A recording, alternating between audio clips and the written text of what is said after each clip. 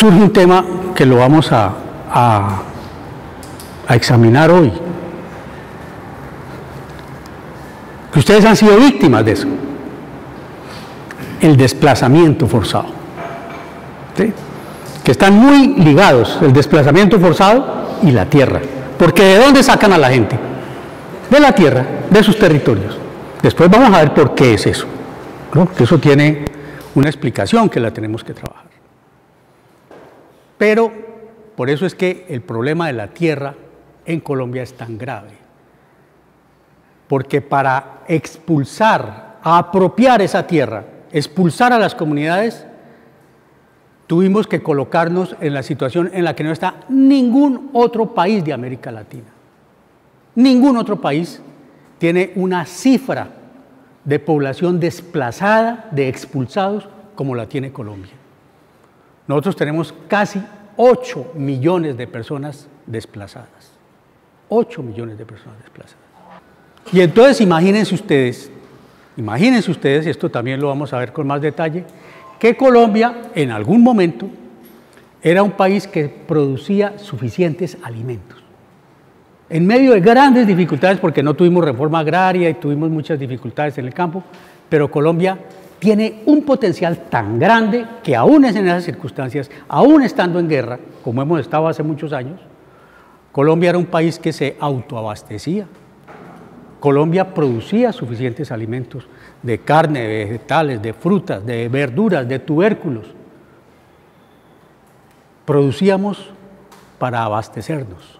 Hoy nosotros estamos importando casi la mitad de los alimentos que nosotros necesitamos. Los estamos importando. Es decir, que tenemos un hueco en nuestro abastecimiento de alimentos, pero es debido a ¿qué? Fundamentalmente a la guerra. A que esas personas que producían los alimentos fueron expulsadas del campo por la violencia, por distintas modalidades de acción del Estado, fue expulsada esa gente y perdimos una capacidad que teníamos de autoabastecernos. Hacia adelante, ¿qué tenemos?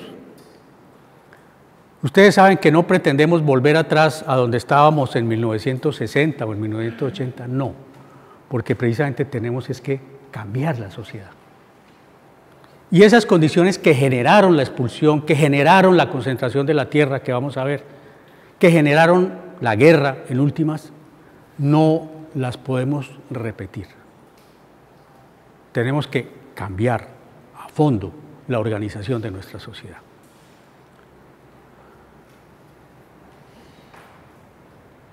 Hay un video, pequeño video, yo no sé si ustedes lo han visto, pero lo traje porque creo que es una buena introducción a nuestra reunión, a nuestro taller de esta mañana. Se preparó precisamente en la tarea de socializar el primer punto del acuerdo y se llama el chicharrón de la tierra. Lo vamos a ver y nos va a dar más palabras, nos va a dar imágenes. Dicen que una imagen vale más que 1000 palabras. Vamos a ver qué tantas palabras nos ahorramos viendo estas imágenes. Arrancamos con el chicharrón. Pero se van para el suelo. Es que todos los días tenemos esas expresiones, compañeros, todos los días. Y no solo es en las partes de las cordilleras, miren ustedes el caso de Barranquilla, ¿sí? Entonces nosotros tenemos esa característica que la población, el grueso, la mayor parte de la población está arrinconada, ¿sí? En unos sitios, en las ciudades, y dentro de esas ciudades está en los peores sitios, en los sitios más vulnerables. Entonces esa es una característica y ahora vamos a trabajar para entender por qué. En tercer lugar, ¿qué tenemos nosotros en el campo?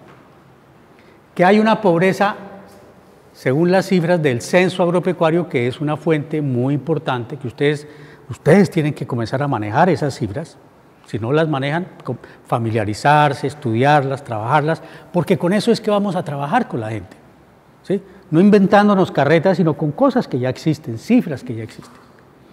Y el censo agropecuario nos dice el 47% de la población rural está en condiciones de pobreza, como quien dice la mitad de la población rural está en condiciones de pobreza. Yo creo que es mucha más.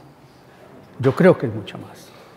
Pero para que el gobierno haya aceptado esa cifra del 47%, tiene que ser mucha la gente que está en esas condiciones. ¿Sí? Señora.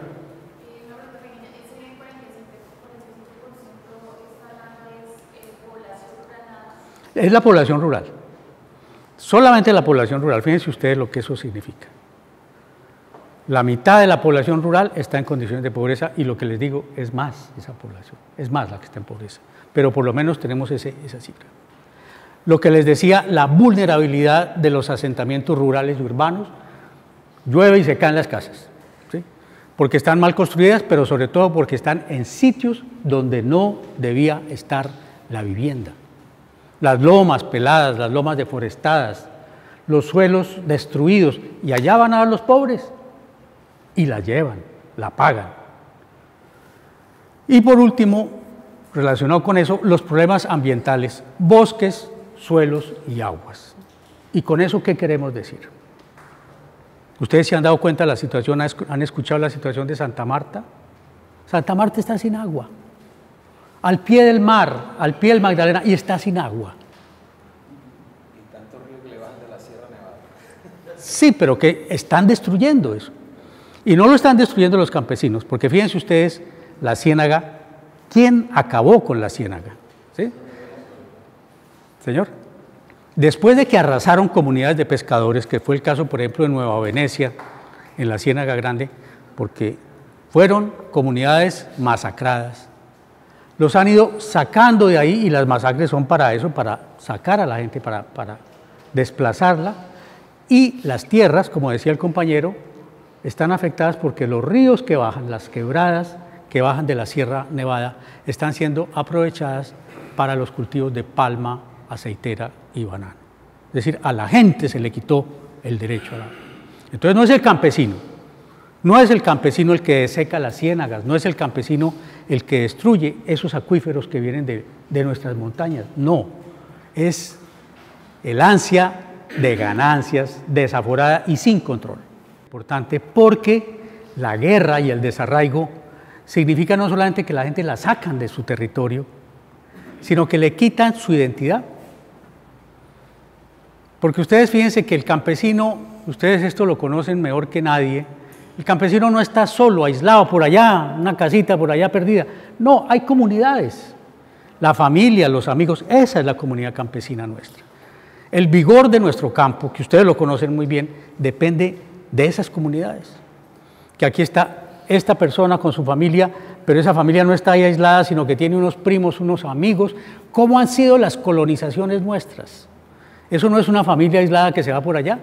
Llegan por una trocha, ¿y quiénes van llegando? Los primos, los sobrinos, los amigos. ¿Y con ellos qué se hace? Son los compadres, son la maestra. Es decir, se va tejiendo una sociedad. Se va tejiendo una sociedad. Y eso va teniendo una expresión política. Porque ustedes se dan cuenta de algo que me da hasta pena decirlo, pero ustedes sí que lo saben. No hay vereda, y la vereda es como nuestro espacio básico, que no tenga una junta de acción comunal. ¿Sí? ¿Qué es esa junta de acción comunal? Su expresión política. ¿Sí? Es decir, tenemos comunidades, pequeñas comunidades, articuladas, vinculadas con la tierra y que se expresan políticamente. Y esta es nuestra fuerza. Y por eso nos las destruyen. Por eso la persecución contra nuestras comunidades, que no solamente es desarraigarlas, sino quitarles el tesoro de la organización. ¿Sí? Por lo que tanto han luchado las comunidades, por proteger su organización.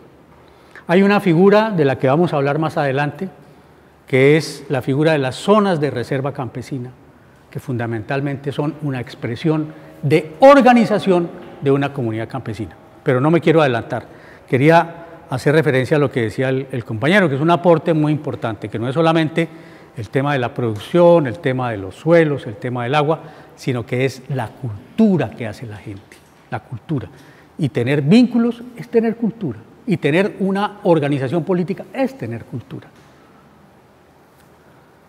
Bueno, aquí les cito, porque como ustedes se van a quedar con esto, unas fuentes, es decir, documentación que nos va a servir para que ustedes lo estudien más, lo detallen más. Me imagino que muchos de ustedes van a tener que trabajar especializadamente la problemática agraria y aquí tenemos unas fuentes que nos sirven. Cada una tiene su historia y me voy a extender un poquitico. Dentro de esos estudios está una cosa de Naciones Unidas, de la FAO, que es la Organización de Naciones Unidas también, y está el Censo Nacional Agropecuario. Seguramente ustedes han oído hablar del Censo Nacional Agropecuario, pero les voy a comentar esto. ¿El censo qué es? Un recuento, como quien dice un inventario. Y cuando decimos agropecuario, entonces estamos hablando de las tierras, los ganados, la producción. Y se supone que los países, para programar su transformación económica, sus planes de desarrollo, tienen que hacer unos censos periódicamente, ¿cierto? Para saber en qué estamos. Si tenemos maquinaria, si tenemos vías, si tenemos escuelas, qué producción tenemos. Y lo que se ha recomendado es que los censos agropecuarios se hagan cada 10 años. Cada 10 años. Pues nosotros no hicimos eso.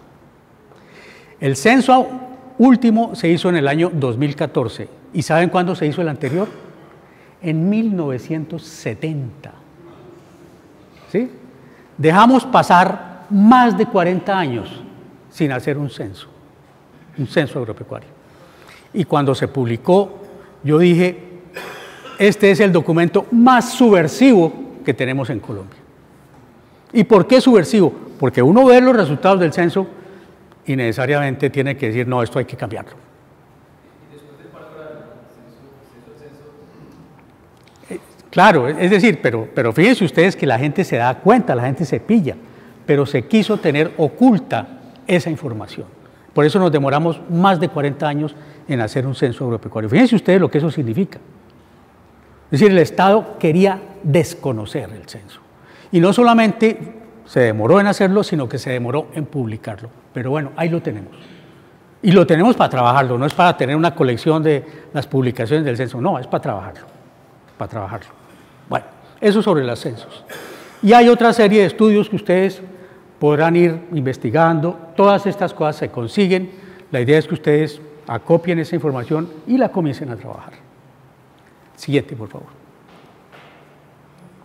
Bueno, y ahora viene el escándalo de los resultados del censo agropecuario. Ahí hay una palabra rarísima que son las UPAs. ¿Qué son las UPAs? Las unidades de producción agropecuaria, como quien dice, las fincas. En ese lenguaje técnico de la estadística, las unidades de producción agropecuaria. Pero ¿qué es lo que encontramos nosotros acá? Que las fincas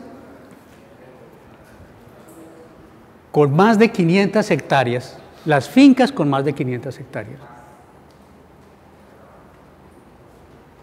son apenas el 0.4% de las fincas. Son una porción chiquita del número de fincas. Pero esas poquitas fincas se tragaron casi el 70% de la tierra. ¿Sí? Unas poquitas fincas se tragaron el grueso de la tierra.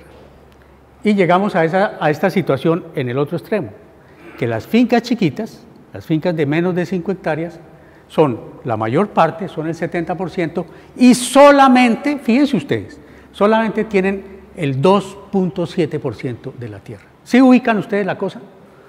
Unas poquitas fincas tienen casi el 70% de la tierra, unas poquitas fincas. Y el grueso de las fincas, el gran número de las fincas, solamente tiene esa proporción menos del 3% de la tierra. Eso queda claro, ¿cierto? Eso queda claro. Ustedes no se avergüencen de preguntar, bueno, eso no está claro, ¿qué es esa vaina? Bueno, y lo preguntamos y lo aclaramos. Pero entonces lo que tenemos fundamentalmente es una inmensa concentración de la propiedad de la tierra. Las fincas grandes se tragaron el pastel. Las fincas grandes se tragaron el pastel y le dejaron a las chiquitas solo una parte chiquita, el 3% de la tierra. El 3% de la tierra, una proporción muy chiquita de la tierra. La siguiente. Ahora, Esta situación, lo que ocurre es que está caminando. Es que está caminando porque ustedes saben que la población del país crece. Crece la demanda de productos de todo tipo, pero fundamentalmente los que más necesitamos, los alimentos. Entonces la presión sobre la tierra ha ido creciendo. ¿Por qué? Porque hay que producir. Entonces, una era la población que teníamos nosotros en los años 60, otra es la población que tenemos hoy. La población pasó más o menos de 13 millones de habitantes a 45 millones de habitantes. Entonces, el número de bocas aumentó, el número de estómagos aumentó, necesitamos más tierra. Ahora vamos a ver cómo es el problema. Pero de todas maneras, ¿qué ha pasado? Que se conquistan nuevas tierras, se colonizan nuevas tierras, se incorporan lo que se llama a la frontera agropecuaria, a las tierras en explotación, se incorporan, crece. Pero ¿qué ha pasado? Que las fincas grandes, como les digo a ustedes, son las que se tragan la mayor parte de la tierra. En 1960, fíjense ustedes, la tierra que tenían las fincas grandes eran 4,5 millones de hectáreas, en 1960. Hoy, esas fincas, fíjense ustedes, tienen 47 millones de hectáreas. ¿Sí? ¿Se dan cuenta ustedes? Esto no quiero que se confunda, es decir, si hay algo que no está claro, preguntan. En el año 60, las fincas grandes controlaban un poquito menos de 5 millones de hectáreas. Hoy, un poquito menos de 5 millones de hectáreas. Hoy controlan casi 50 millones de hectáreas. ¿Sí? Se han tragado la tierra, las fincas grandes se han tragado la tierra. Y las chiquitas, miren lo que tienen, menos de 2 millones de hectáreas. Esto queda claro, ¿cierto?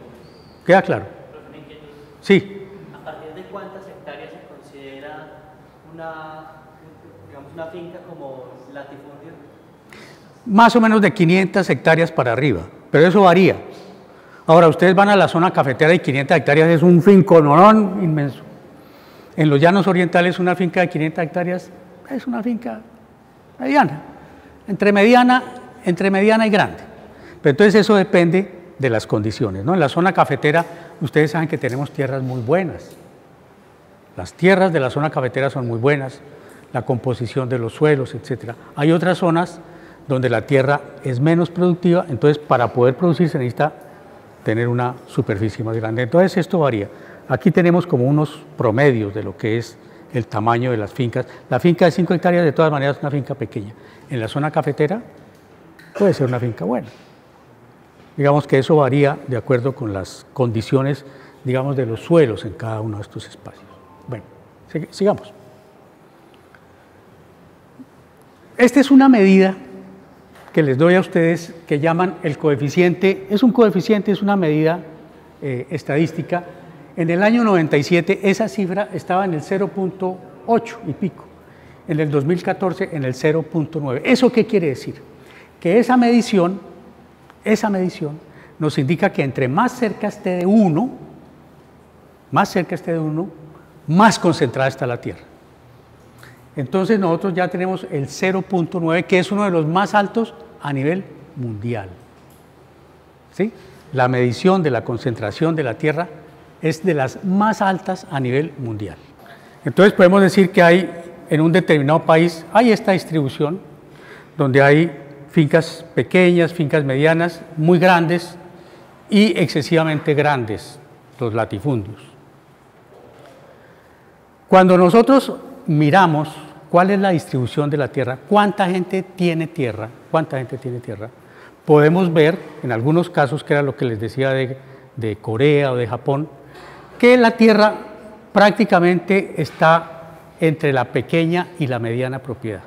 Ustedes no van a ver en esas cifras que hayan grandes fincas como las que tenemos nosotros en regiones de la costa o en algunas regiones del llano. No hay grandes fincas en esos países. Hay una distribución más o menos equilibrada de la tierra, ¿sí? No hay grandes propiedades, sino que es pequeña y mediana propiedad. Esa distribución, donde la mayor parte de la gente, de los propietarios de tierra, tiene una superficie mediana, es la que se califica entre 0 y 30 de ese coeficiente. 0 y 30. Cuando va subiendo la apropiación de la tierra y disminuye la tierra que controla esta, ¿sí? Es decir, la gente tiene tierra, pero cada vez es más poquita, cada vez es más poquita. Esto se va engordando. Las grandes fincas son las que se van tragando todo, ¿sí? A diferencia de un país donde hay mucha pequeña y mediana propiedad, lo que tenemos nosotros en el otro extremo es una distribución de la tierra donde la que controla la mayor parte de la tierra son fincas grandes. Y esas grandes fincas las controla un número pequeño de propietarios, ¿sí? Cuando estamos en esa situación, esto pasa de 30 hacia 1. Cuando ya llegamos nosotros a 1, ya quiere decir que la tierra la tienen poquitos, muy poquitos, que es lo que tenemos en Colombia. Imagínense ustedes que los datos del censo agropecuario nos dicen que 700 fincas en Colombia tienen el 70% de la tierra. 700 fincas tienen el 70% de la tierra. Es decir, que la tierra está súper concentrada. Por eso es casi que es un dueño de toda la tierra. Casi que es un dueño de toda la tierra. Entonces, por eso es que se califica con ese 1. Está cerca de 1 el coeficiente que tenemos nosotros. ¿Le quedó más comprensible? ¿Quedó mejor? Sí, compañero. Dice que 700 fincas tienen el promedio de 70%. Sí. ¿Se tiene un consolidado aproximado o concreto sobre cuántas fincas hay en el país? Sí, aproximadamente hay unos 2 millones de fincas. Sí. Entonces, fíjense, 2 millones de fincas, un poco más, por ahí nos movemos, y de esos 2 millones, 700 tienen el 70% de la tierra. Por eso les digo, es de los países donde está más concentrada la tierra en América Latina. Sí, ese tema nos pone en uno de los más graves problemas que tenemos nosotros en el campo, y es que la tierra no está registrada, no está normalizada. Entonces tenemos fincas, pero no está claro si hay un propietario de varias fincas o es un solo propietario, entonces por eso cambia el coeficiente, porque no tenemos el registro de la propiedad, es prácticamente inexistente. ¿Perdón? Por eso lo proponemos, ¿cierto? Porque no sabemos, si entienden ustedes, no se sabe, hay fincas, pero no se sabe si son de un propietario o un propietario tiene varias fincas. Entonces lo que muy posiblemente nos está mostrando es que el coeficiente de propietarios es mucho más concentrado, ¿cierto? Porque hay personajes que están en el Congreso, que han sido presidentes, etcétera, que ese solo tiene grandes fincas. Hay un personaje de estos que ya tiene más de 1 millón de hectáreas, ¿sí? Para que ustedes vean. Entonces, eso nos sube, cuando se registra el propietario, las fincas que tiene, se sube el coeficiente. De la unidad agrícola familiar, la famosa UAF. Entre otras cosas, es un dato que aquí no se maneja. Cuando se hizo el programa agrario de los guerrilleros, se mencionó una figura, que era la de la unidad familiar. Es decir, estamos desde la perspectiva del programa agrario de los guerrilleros, ya se estaba pensando en que la distribución de la tierra tenía que corresponder a las necesidades de una familia. ¿Sí ven? Y en las figuras que tenemos nosotros, de una u otra manera, se reconoce que la democratización de la tierra pasa por el reconocimiento a las familias de su derecho a la tierra. ¿Sí? Por eso esa figura de la unidad agrícola familiar está presente en el programa agrario y también está presente, de todas maneras, en la política de tierras.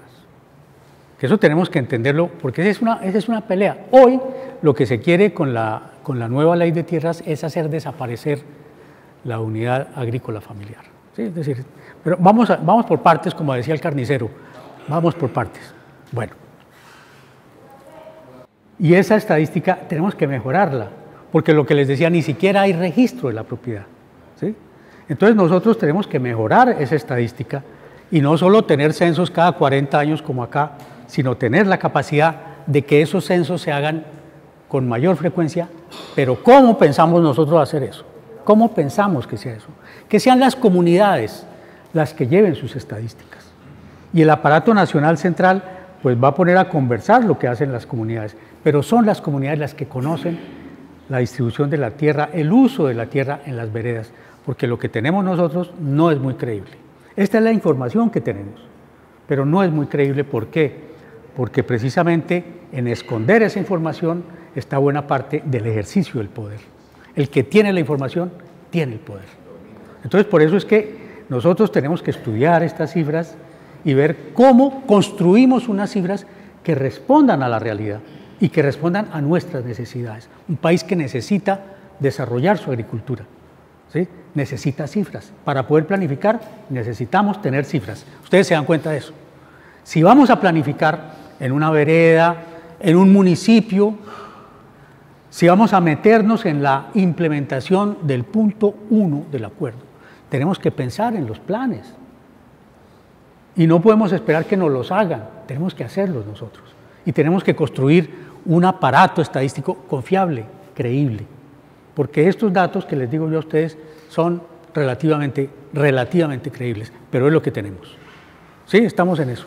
Bueno, por eso es tan importante que entendamos la construcción de la estadística, que la entendamos, que la trabajemos, que la estudiamos, que la apliquemos.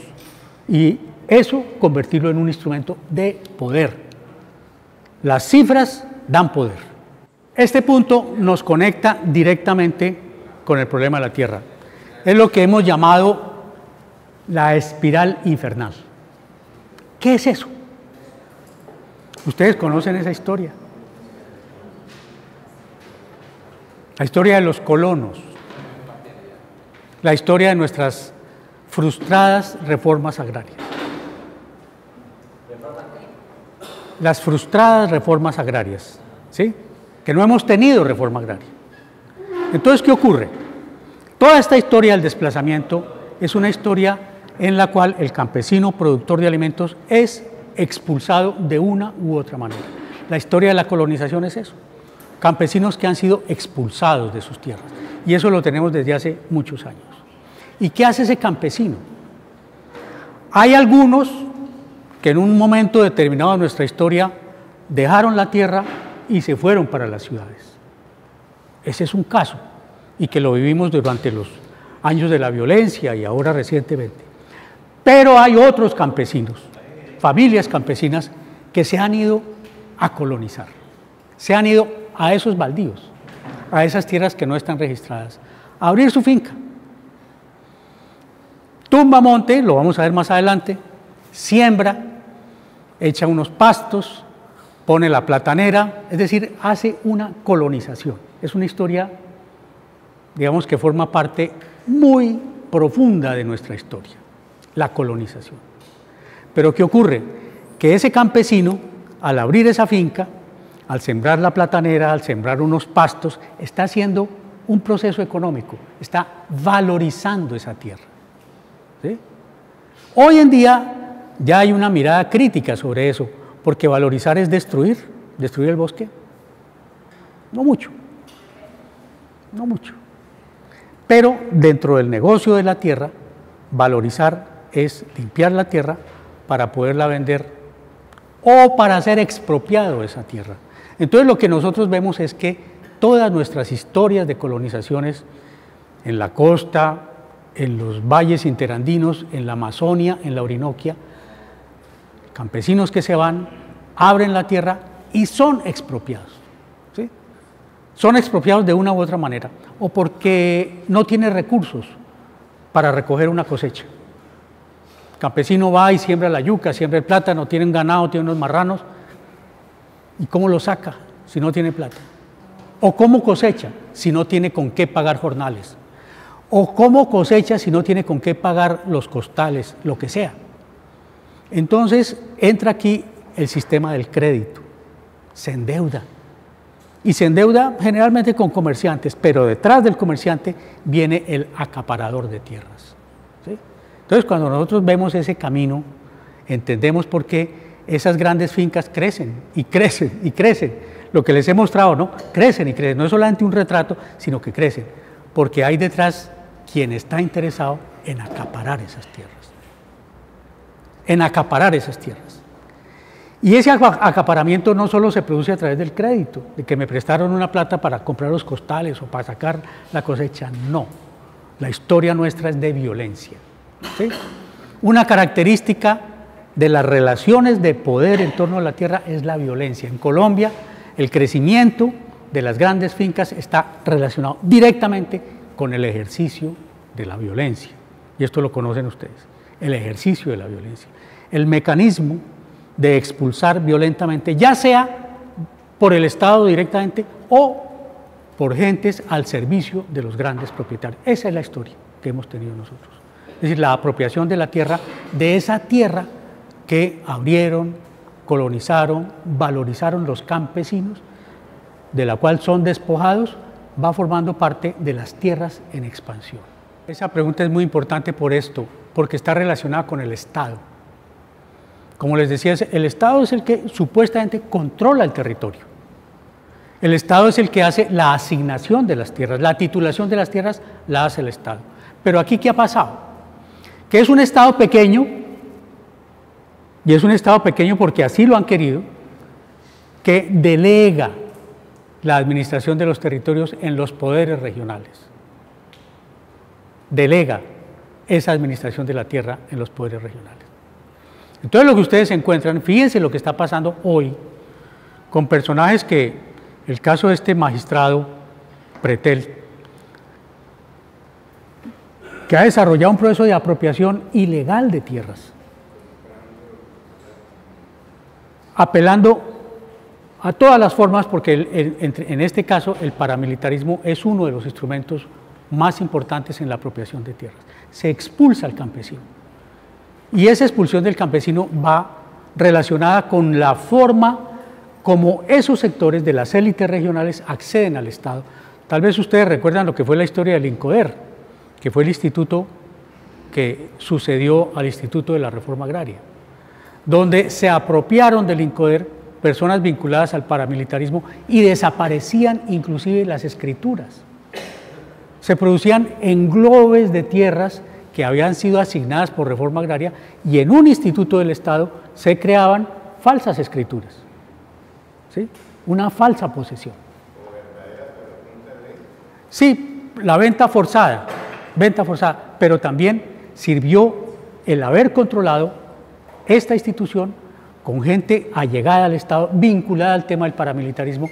Entonces la ilegalidad de la tierra es muy grande, la ilegalidad del control de la tierra es muy grande. Entonces ese es un tema, lo vamos a ver más adelante, que ha estado dominando el problema del control de la tierra en Colombia. Lo domina la ilegalidad. ¿Sí? Es decir, se apropian de tierras, se expande la gran propiedad, pero la relación legal con el Estado es la que no existe, es la que no está claramente definida. ¿Sí? Menos a esas 800.000 familias comenzar a resolverles la situación productiva. Y fíjense ustedes que cuando hablamos de la reforma rural integral, no solamente estamos hablando de la tierra, porque de nada sirve entregarle a la gente la tierra si no hay asistencia técnica para producir, no hay infraestructuras para llegar a los mercados. Sí, por eso es que los campesinos dicen, nosotros no somos lombrices, porque las lombrices son las que viven de tierra. ¿Sí? Nosotros además necesitamos las condiciones para producir. Entonces, por eso el sentido de la reforma rural. Pero lo que usted dice es completamente válido. Hay regiones, los llanos, por decir algo.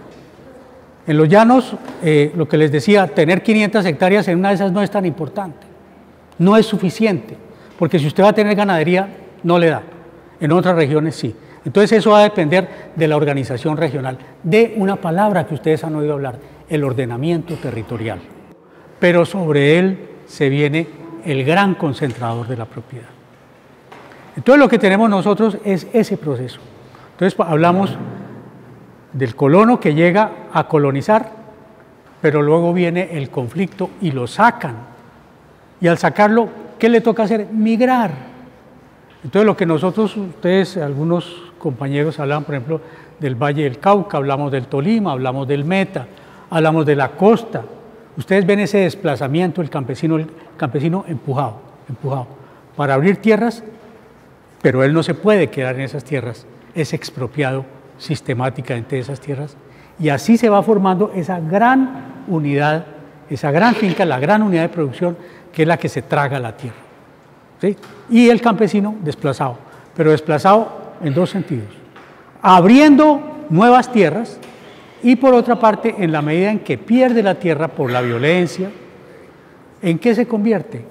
En un nuevo colono o en el jornalero que va a trabajar con esas fincas, ¿sí?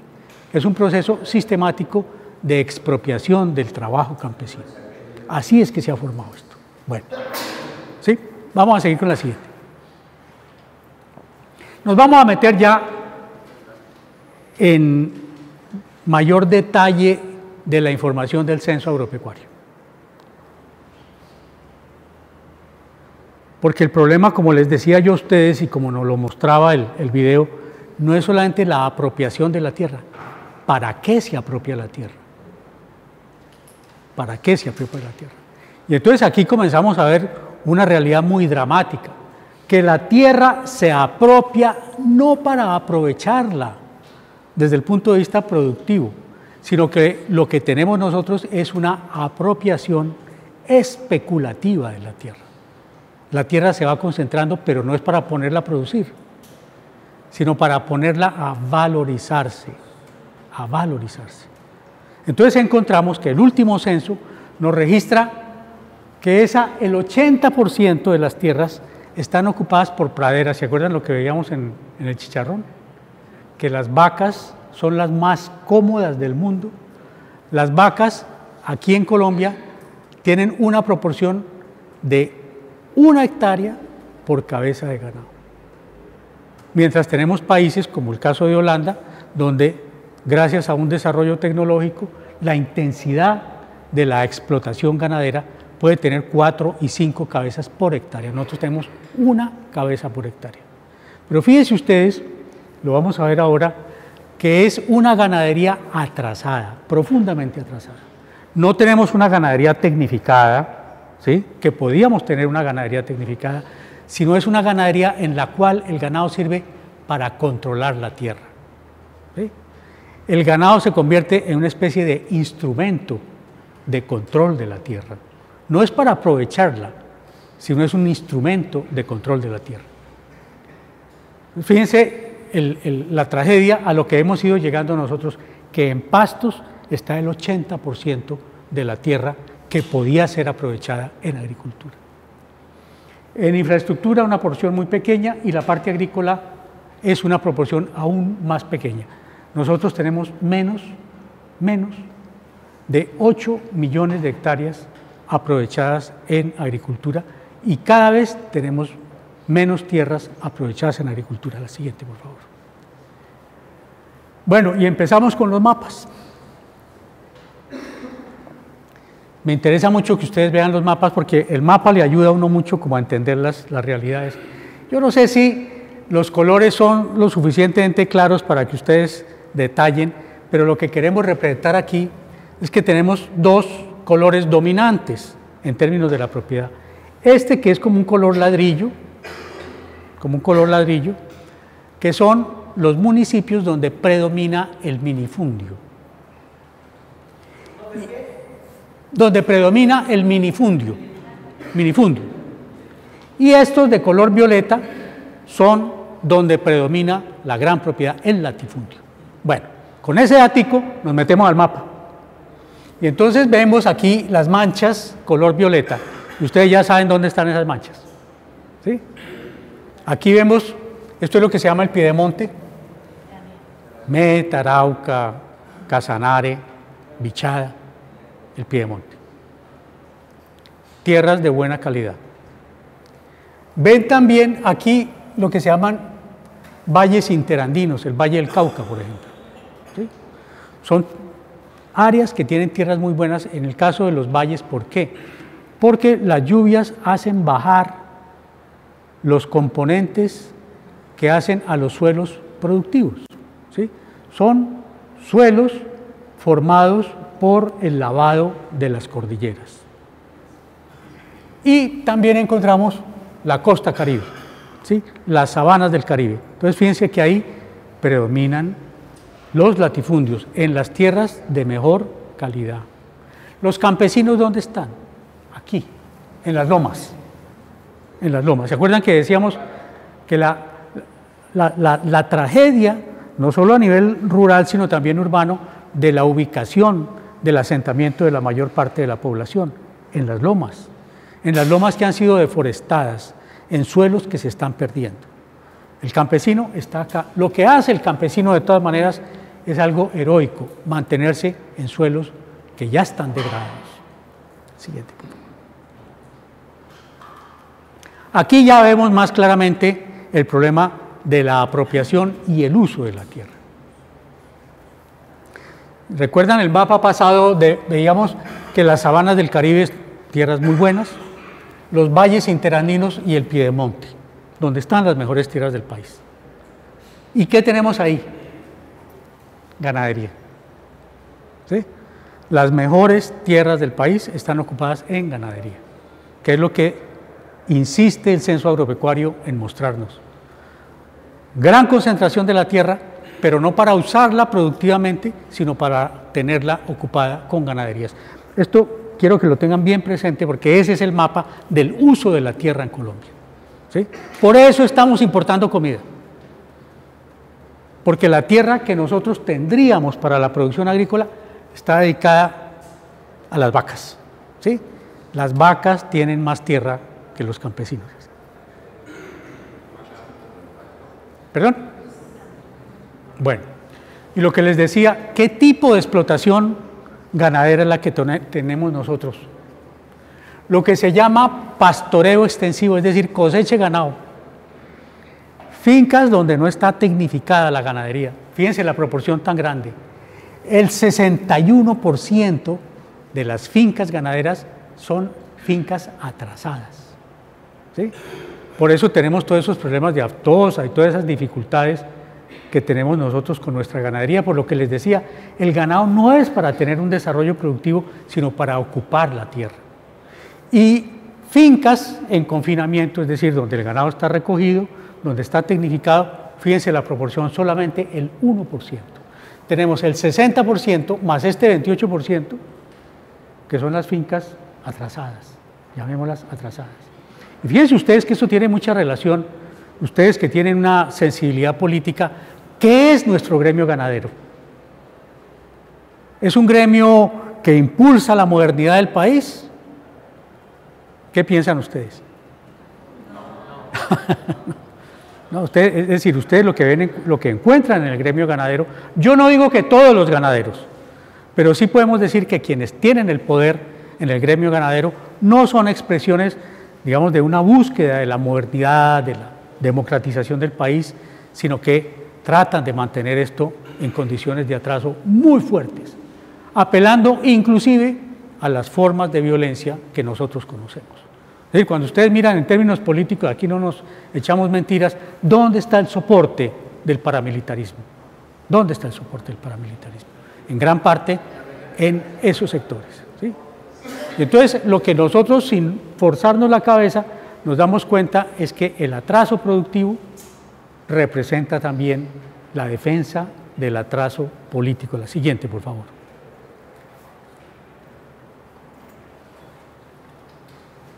Bueno, pero ese proceso de la expropiación del campesino, esa espiral de violencia permanente, ustedes saben, ¿quería decir algo? Ustedes saben que ha estado muy asociado también a un tipo de explotación que no es solamente la ganadería. Nosotros tenemos en regiones del país la implantación de un tipo de agricultura que está muy asociado a la violencia. Ahora les digo, no es que todas estas fincas, por ejemplo, en el caso de la palma aceitera o la palma africana, hayan sido formadas con violencia, pero muchas están asociadas a la expropiación violenta de las tierras. ¿Sí? Ustedes tienen el caso del Magdalena Medio, es uno de los más característicos. En el caso de la altillanura también tenemos ese tipo de casos en que se han formado las grandes plantaciones de la palma aceitera a partir de ¿qué? De la expulsión de las comunidades. La costa del Pacífico, la región de Tumaco, es una de Urabá. Urabá es, digamos, un caso característico donde la implantación, la organización de las plantaciones de la palma aceitera está asociada a la violencia.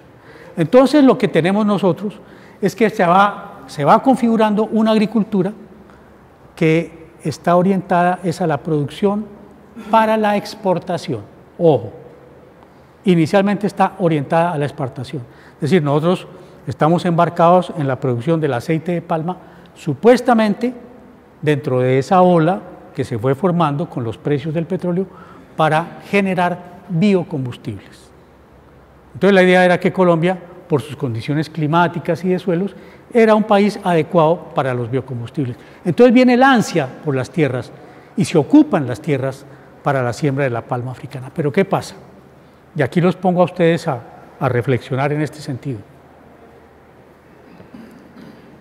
Cuando la tierra está tan concentrada como está aquí, ¿sí? Que es lo que les he reiterado, tierra concentrada, la tierra en pocas manos, ¿qué pasa en términos del acceso a esa tierra? Que se vuelve muy cara, ¿sí? Si esa tierra está tan concentrada, la tierra se vuelve muy cara, y fíjense ustedes en el caso del Valle del Cauca, las tierras ocupadas hoy por la agroindustria del azúcar son de las tierras más caras del mundo, porque están muy concentradas, ¿sí? Cuando usted concentra un bien, ese bien está sujeto al tema de la oferta y la demanda. No hay oferta de tierras, está concentrada esa propiedad. Y eso tiene un efecto muy grave para los mismos empresarios. ¿Por qué? Porque al estar tan concentrada la tierra, los costos de producir, ya sea el caso del azúcar, ya sea el caso de la palma, se suben mucho. ¿Sí? Ustedes entienden. Si yo tengo una producción en tierras que son muy caras, el valor de esa producción es muy caro, ¿sí? Es muy caro, y eso nos está pasando con la palma africana. Entonces, ¿qué ocurre? Que aquí se había pensado que ese era un renglón de exportación, ¿sí? Que íbamos a exportar los derivados de la palma africana. Pero ¿qué pasa? Que esos costos de producción son muy altos porque la tierra está muy concentrada. Eso lo captan ustedes, ¿no? La tierra está muy concentrada. Si no lo captan, lo explicamos. Muy concentrada, entonces es muy cara esa tierra. Entonces producir ahí es como si estuviéramos sembrando oro en esas fincas. Entonces se pensó en exportar eso y se exporta. Pero mientras nosotros exportamos, pensando en que los mercados internacionales compren esa producción, hay países que tienen unos costos muy distintos de los nuestros, mucho más bajos. Los dos países que a nivel internacional manejan el aceite de palma son Malasia e Indonesia. Los costos de esos países, los costos de producción son la mitad de los costos nuestros. ¿Sí? La mitad de los costos, porque ellos tienen una estructura de producción muy distinta, la propiedad de la tierra muy distinta. En esa medida los costos de producción son más bajos. Si la tierra yo la tengo mejor organizada, mejor distribuida, bajo los costos. Y si yo además asigno recursos de apoyo del Estado para esa producción, yo reduzco los costos. Aquí no tenemos esa situación. Un problema que tenemos, que ustedes lo van a ver ahora, las infraestructuras. Sacar una tonelada de aceite es carísima. ¿Por qué? Porque no tenemos vías, porque no tenemos un sistema de transporte adecuado. Entonces eso encarece. Entonces la producción nuestra en los mercados internacionales no compite, porque es muy caro producir y vender en el exterior eso. Entonces se inventaron un procedimiento que ustedes lo han oído mencionar, lo padecemos todos, que nos tocó a nosotros ponernos a consumir los derivados de la palma. ¿A través de qué? De las mezclas de los combustibles, ¿sí? Ustedes saben que el combustible que consumimos nosotros es una mezcla de hidrocarburos y de los derivados de biocombustibles, como es el alcohol, derivado de la caña, o los derivados de la palma africana. Es decir, como no podemos venderlo afuera, nos toca consumirlos a uno de los precios más altos de combustibles en América Latina. Es decir, fíjense ustedes los líos que se van derivando de esa propia concentración de la propiedad de la tierra. Encarece la producción. Es uno de los grandes problemas que tenemos nosotros con nuestro modelo de desarrollo productivo. El primer tema, la tierra. Como les decía, cada vez más concentrada la tierra. Y si está concentrada cada vez más, los costos son más altos. Digamos, eso incide en subir los costos. Pero no es solo el tema de la tierra.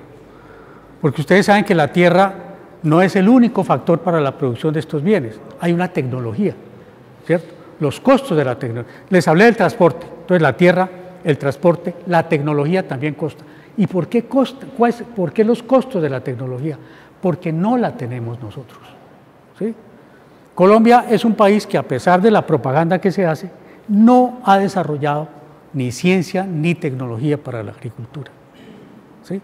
Nosotros tuvimos en unos años un esfuerzo por desarrollar investigación científica, transferencia de tecnología, y teníamos una institución para hacer eso, que era el caso del ICA. Sí, el Instituto Colombiano Agropecuario era una institución que tenía por lo menos la tarea de transferir tecnología.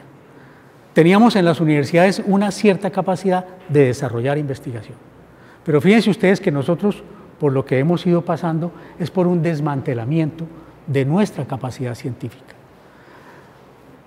Ustedes se han familiarizado con las demandas del movimiento estudiantil, ¿cierto? Ustedes han conocido las demandas del movimiento estudiantil. ¿Qué piden los estudiantes? No es como dice la ministra, que están pidiendo que les regalen cosas, que estudien vagos. No, los estudiantes están pidiendo que haya recursos para la educación. Y la educación no es simplemente tener libros, tener bibliotecas, es tener investigación. Porque ¿qué vamos a enseñar nosotros? No se trata de repetir, de tener una retahíla de libros para que los estudiantes memoricen, sino que investiguen nuestra realidad. En la medida en que no estamos asignando recursos para la investigación, la producción que se desarrolla en el país es ¿con qué tecnología? Con la que nos viene de fuera, ¿sí? En la medida en que se encarece la divisa, se nos encarece el acceso a la ciencia y la tecnología, porque no desarrollamos ciencia. Entonces vayan sumando ustedes costo de la tierra, más el costo de la ciencia y la tecnología, más la ausencia de infraestructuras, y eso hace que los costos de producción se vayan elevando. Y aquí les llamo la atención sobre otra tragedia nuestra. Vamos a hablar un poquito más adelante, pero los pongo de una vez a pensar en el tema del narcotráfico. ¿Y por qué hablamos del narcotráfico? Porque, compañeros, en eso sí somos competitivos. La tragedia es que nosotros sí somos competitivos en el narcotráfico. ¿Por qué? Porque los costos de producción de la droga se benefician de dos factores que ya los hemos ido mencionando. Tierras muy baratas, porque no estamos produciendo la coca en el Valle del Cauca ni en las zonas de mayor potencial productivo, estamos produciendo en zonas marginales, donde la tierra vale muy poco. Y estamos produciendo con una mano de obra muy barata, que es la mano de obra de colonos y campesinos y raspachines, que es una mano de obra muy barata. Por eso, nuestra producción de cocaína es competitiva. Precisamente porque estamos hablando de los costos de producción. El éxito dramático de Colombia en el mercado de los narcóticos es que por nuestra propia estructura llegamos a producir esos cultivos donde somos realmente competitivos. Tierra que está en los bordes, mano de obra que no tiene las condiciones de remuneración adecuadas para competir en los mercados internacionales. Son muy bajos. Eso es lo que nos hace competitivos. Eso tiene otros problemas que los vamos a ver más adelante, pero es para que ustedes relacionen por qué la palma africana tiene unos costos que no compiten porque son muy altos y por qué la coca sí compite porque sus costos son muy bajos. ¿Eso queda comprensible? Bueno, seguimos con el tema del censo. Siguiente, por favor. Ya les mencionaba la producción de los alimentos. ¿Qué nos muestra este gráfico? Aquí tenemos dos barras en los distintos momentos del censo, el censo del 60, el censo del 70 y el censo del 2014. Ustedes ven esta barra amarilla, ¿sí? ¿La ven? Esa barra representa la producción de alimentos. ¿Y ustedes qué ven ahí? Va descendiendo, ¿sí? Es decir, un descenso dramático de la producción de alimentos. Y lo que crece son estos cultivos, dentro de los cuales el más importante es la palma aceitera o palma africana. Es decir, que nuestra agricultura deja de producir alimentos, que es lo que les he señalado, y comienza a subir en la producción de estos bienes inicialmente pensados en la exportación, pero que acabamos nosotros siendo consumidores de esos bienes. Sí, la siguiente. Estos son temas de digamos, del desarrollo productivo del campo, lo que se llama la capitalización.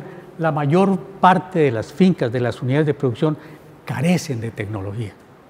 Es decir, es el atraso lo que tenemos nosotros en el campo. Infraestructuras, tecnología, por eso, porque es muy costoso, no invierte el Estado en esos bienes, en esos recursos, entonces el 80% de las fincas carecen de recursos de capital. Y por otra parte, la infraestructura propiamente, fíjense ustedes, el grueso de las fincas carece de infraestructuras. Ese es el campo que tenemos nosotros. Siguiente, por favor.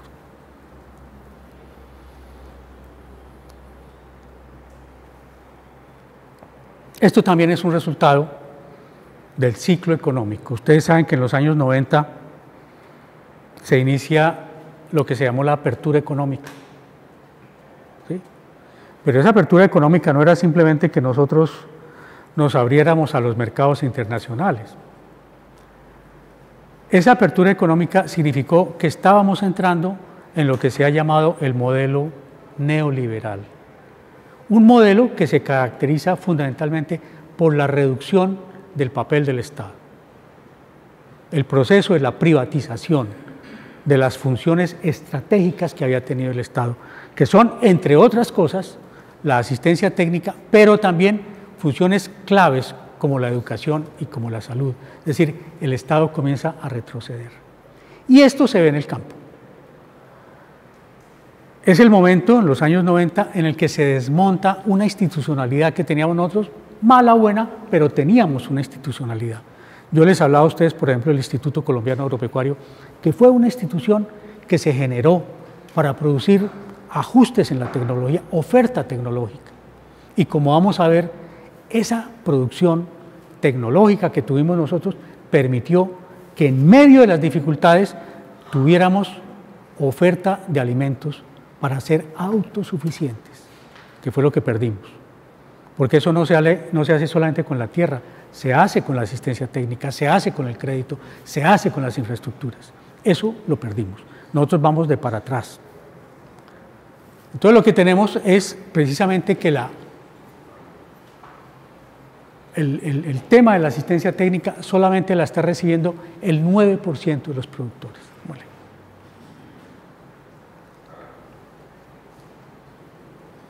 Otro tema directamente relacionado, que ya se lo mencionaba a ustedes, que es el modelo de desarrollo tecnológico.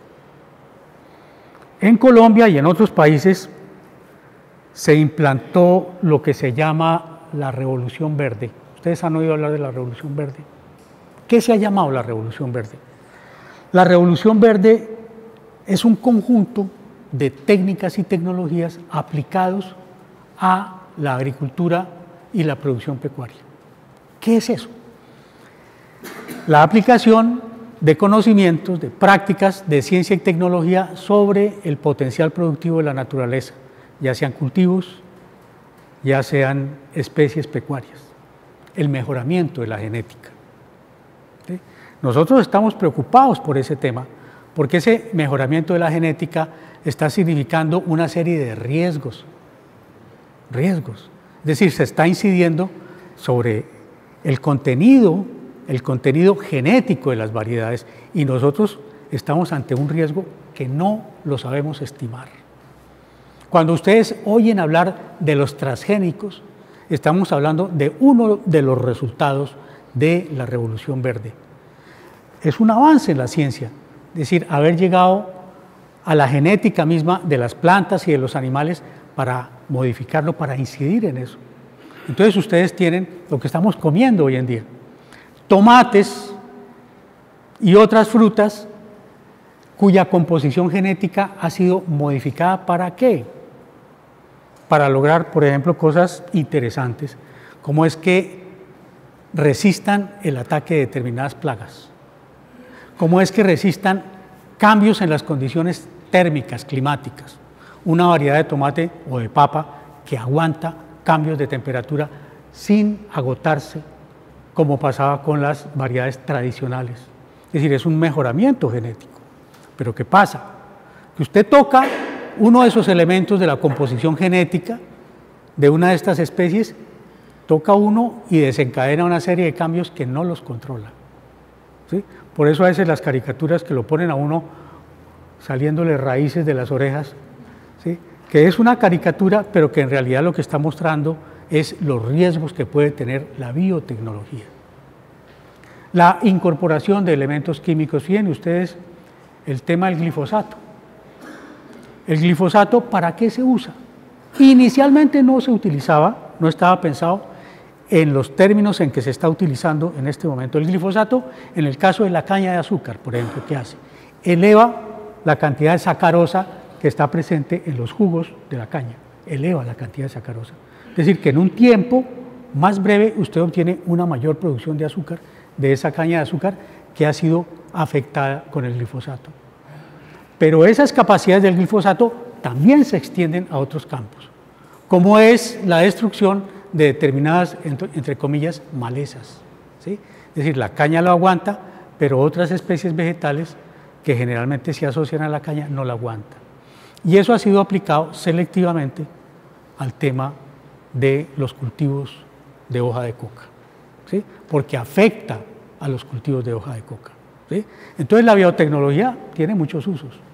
Unos que diría uno, entre comillas, pueden ser benéficos porque aumenta la producción, aumenta la productividad. Las cosechas de determinados cultivos han aumentado muchísimo por la utilización de la biotecnología, pero no siempre esos usos de la biotecnología son adecuados. Como les digo, el caso del glifosato, pues se utilizó inicialmente para subir la productividad en el caso de la caña de azúcar, pero tiene otros usos que vienen contra nosotros.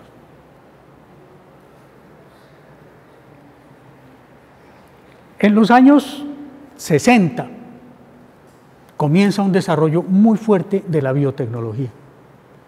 Fíjense ustedes que esto lo tenemos que ubicar nosotros dentro del proceso internacional de la agricultura. La agricultura no es solo nuestra. Hay países que han fortalecido su agricultura porque la ven como un sector estratégico. Nosotros no, nosotros somos muy descuidados. Obviamente nuestra mirada no tiene esa perspectiva, pero un país en particular ha visto la agricultura como un arma estratégica, que es el caso de los Estados Unidos, ¿sí? Los Estados Unidos vieron en la agricultura una herramienta de dominación política a nivel mundial. Vamos a hacer un paréntesis aquí chiquito por esto. Estados Unidos tiene, digamos, un potencial de tierras muy grande. Su zona central es una zona con un potencial productivo muy grande. Y ellos, en los años 30, ese potencial de sus tierras lo afectaron con el inicio de ese modelo tecnológico altamente mecanizado, ¿sí? Meterle tractores a la tierra, mecanizar la agricultura. Eso generó un impacto muy fuerte en la agricultura norteamericana, muy fuerte. Generó empobrecimiento de los agricultores y el gobierno y los gremios agrícolas comenzaron a desarrollar una estrategia que era fortalecer, recuperar esa agricultura que habían tenido afectada, recuperarla con grandes inversiones del Estado. Estados Unidos se vuelve una potencia agrícola. Pasada la Segunda Guerra Mundial, Estados Unidos ya no solo era una potencia agrícola, sino que era la potencia agrícola, capaz de generar excedentes, cantidades de producción que ya no se consumían en los Estados Unidos.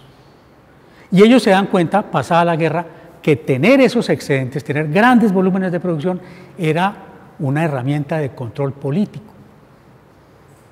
¿Sí? Tener grandes excedentes de producción agrícola era una herramienta de control político. Y eso se hizo muy claro al terminar la Segunda Guerra, porque países como los países europeos después de la guerra quedaron destruidos.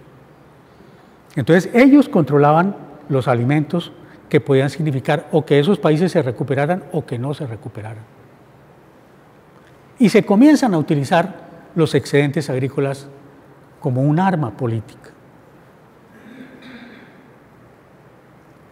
En la medida en que Estados Unidos se vuelve, lo que se volvió después de la guerra, una potencia económica, comienza a presionar a los países con esos excedentes agrícolas para exigirles condiciones de distinto tipo. Es decir, usted va a recibir excedentes agrícolas míos, le voy a exportar trigo, le voy a exportar aceite, le voy a exportar lácteos, pero usted tiene que cumplir determinadas condiciones. El condicionamiento mediante la utilización de los excedentes agrícolas. Fíjense ustedes las cosas que iban pasando. En esos años, año 1950-51, Bolivia impulsó un proceso político muy interesante que llevó a una reforma agraria en Bolivia. Evo Morales y el gobierno de Evo Morales y el MAS son hijos de una u otra manera de esa reforma agraria, que fue un proceso muy propio de Bolivia. Estados Unidos veía con mucha preocupación, porque América Latina era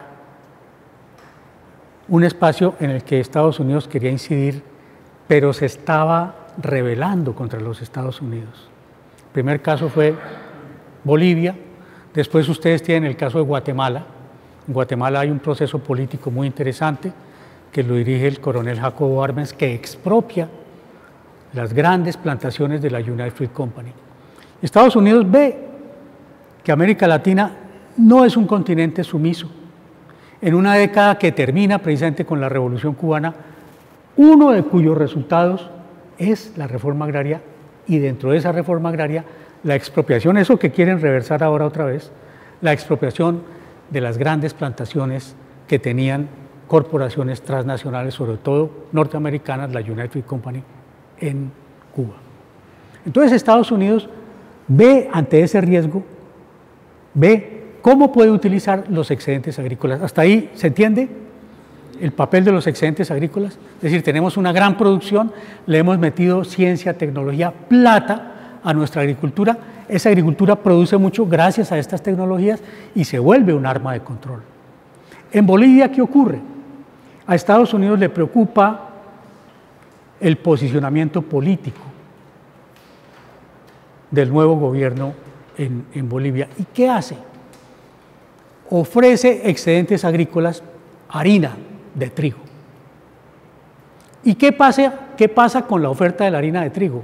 Que produce una fractura entre los agricultores y la industria de la molinería en Bolivia. ¿Sí? Llegan los excedentes de harina y esos excedentes de agricultura permiten presionar a quienes habían sido beneficiarios de la reforma agraria. Llega un excedente de producción que quiebra sus precios. ¿Y quién se va a beneficiar? La molinería, pero es un beneficio que va en contra del mismo proceso boliviano. ¿Sí entienden ustedes? Es decir, Estados Unidos exporta, regala excedentes agrícolas, pero con eso ya rompe la unidad política que había llevado a la reforma agraria en Bolivia. ¿Sí? ¿Captan ustedes el juego? Es decir, la utilización de los excedentes agrícolas para generar efectos políticos en el interior de un proceso que no era del interés de los Estados Unidos. Y así se utiliza el tema de los excedentes agrícolas. Nosotros recibimos en los años 50 no solamente excedentes que los estábamos requiriendo porque estábamos en plena violencia de los años 50, campesinos desalojados, y el gobierno del general Rojas Pinilla es uno de los primeros que suscribe el acuerdo con los Estados Unidos para comenzar a recibir excedentes agrícolas aquí en Colombia. Eso es importante porque le va abriendo el paso al papel de las importaciones agrícolas a Colombia. Tengámoslo ahí presente. Pero no es solamente el tema de esos excedentes. es que también nos llega la revolución verde. Nosotros comenzamos a recibir una asistencia técnica muy importante de los Estados Unidos en asistencia técnica. Aquí tenemos un centro, el Centro de Agricultura Tropical, que queda en Palmira, en el Valle, que se dedica a la investigación sobre yuca, sobre maíz, sobre una serie de productos que son estratégicos en nuestra dieta. Entonces, ¿qué pasa? Que sobre esos productos se comienza a hacer investigación, pero esa investigación va a culminar ¿en qué? En que nosotros vamos a comenzar a abandonar nuestras variedades tradicionales de cultivos para incorporar las variedades afectadas por esa revolución verde. Es decir, que anteriormente habían desarrollado una gran cantidad de variedades tradicionales, comienzan a retirarse del uso de esas variedades tradicionales para ir incorporando las variedades producidas dentro del esquema de la revolución verde. ¿Sí? Con eso, ¿qué quiere decir? Que la agricultura colombiana se va haciendo cada vez más dependiente de quienes producen esa tecnología agrícola. Inicialmente nosotros teníamos algo de investigación, pero como les digo, en los 90 esa capacidad de investigación se va perdiendo. Por decisión del Estado se van cerrando esas instituciones. ¿Y qué hacen nuestros productores? Cada vez dependen más de las variedades de semilla y de los insumos de la agricultura que vienen patrocinados, producidos por las transnacionales norteamericanas.